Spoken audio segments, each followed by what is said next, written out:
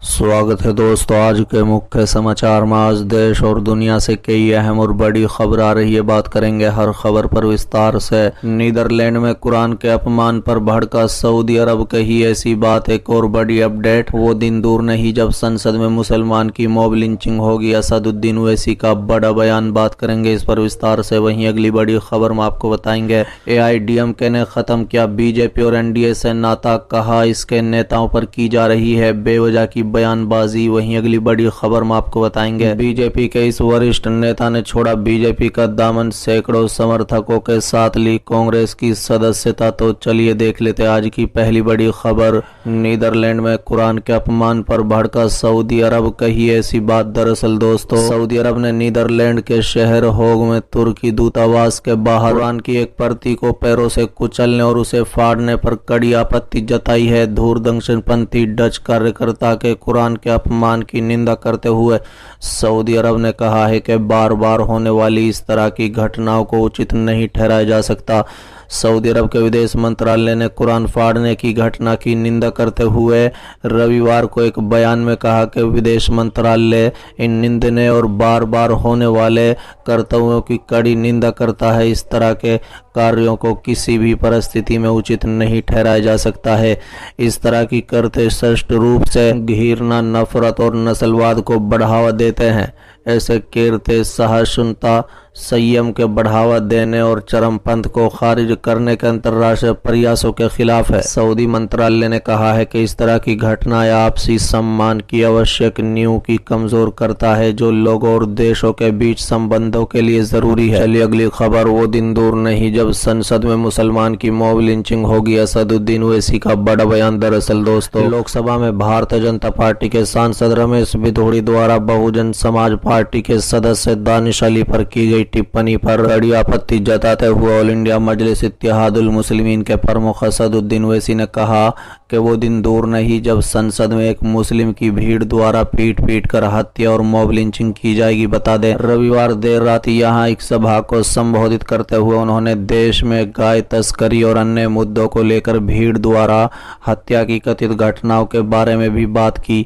उन्होंने कहा है कि हम देखते हैं कि संसद में भाजपा का एक सांसद एक मुस्लिम सांसद को गाली देता है। लोग कह रहे हैं कि उन्हें संसद में ये बात नहीं कहनी चाहिए थी।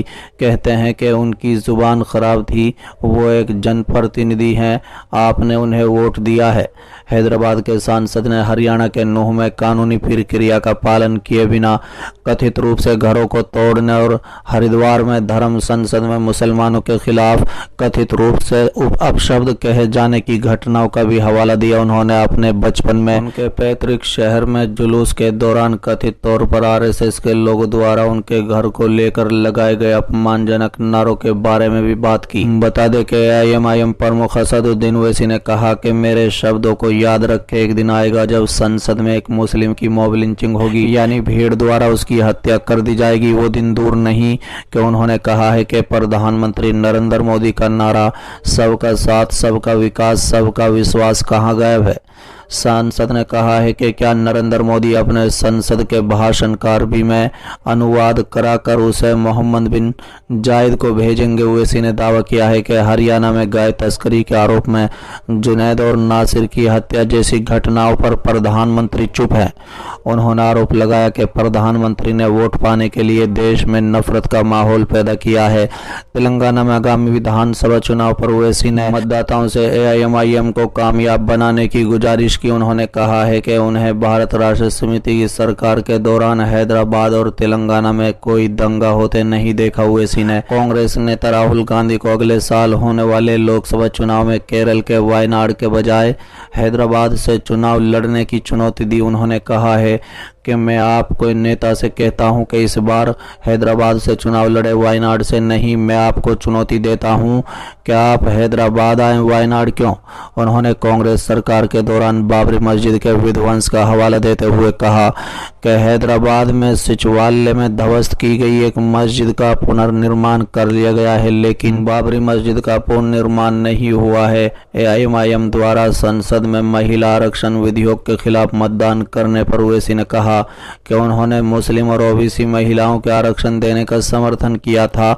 उन्होंने केंद्र मंत्री और प्रदेश भाजपा अध्यक्ष जी किशन रेड्डी से पूछा कि क्या मुस्लिम और ओबीसी महिलाओं को आरक्षण नहीं मिलना चाहिए। चलिए अगली खबर। एआईडीएमके ने खत्म किया बीजेपी और एनडीए से नाता, कहा इसके नेताओं पर की जा रही है बेवजह की बयानबाजी। दरअसल दोस्तों, ऑल इंडिया अन्ना द्रविड़ मुन्नेत्र कनाडा ने सोमवार से भारतीय जनता पार्टी और राष्ट्रीय जनतांत्रिक गठबंधन यानी एनडीए से सभी रिश्ते तोड़ने का सर्वसम्मति से प्रस्ताव पारित किया है। बता दें कि एआईडीएमके पार्टी सचिवों, जिला सचिवों, सांसद सदस्यों, विधानसभा सदस्यों ने सोमवार को चेन्नई में पार्टी मुख्यालय में एक बैठक की। अन्य प्रमुख नेता केपी पम्मुनुस्वामी ने कहा है कि बीजेपी का राज्य नेतृत्व पिछले एक साल से हमारे पूर्व नेताओं, हमारे महासचिव एपीएस के पलानीस्वामी और हमारे कार्यकर्ताओं के बारे में लगातार बेवजह की टिप्पणी कर रहा है। आज की बैठक में सर्वसम्मति से यह प्रस्ताव पारित किया गया है कि एआईडीएमके और भाजपा एनडीए के साथ सभी संबंध खत्म कर लेगा। साथ ही मुनुस्वामी ने आरोप लगाया कि राज्य भाजपा जानबूझकर पूर्व मुख्यमंत्री जयललिता और अन्ना दुरई पर हमला कर रही है। मुनुस्वामी ने कहा है कि एनडीए गठबंधन में बीजेपी का राज्य नेतृत्व जानबूझकर एआईडीएमके पार्टी पूर्व सीएम और नेता अन्ना दुरई और जयललिता पर हमला कर रहा है। बीजेपी के राज्य में नेतृत्व ने 20 अगस्त को मदुरै में आयोजित एआईडीएमके सम्मेलन की भी आलोचना की। इससे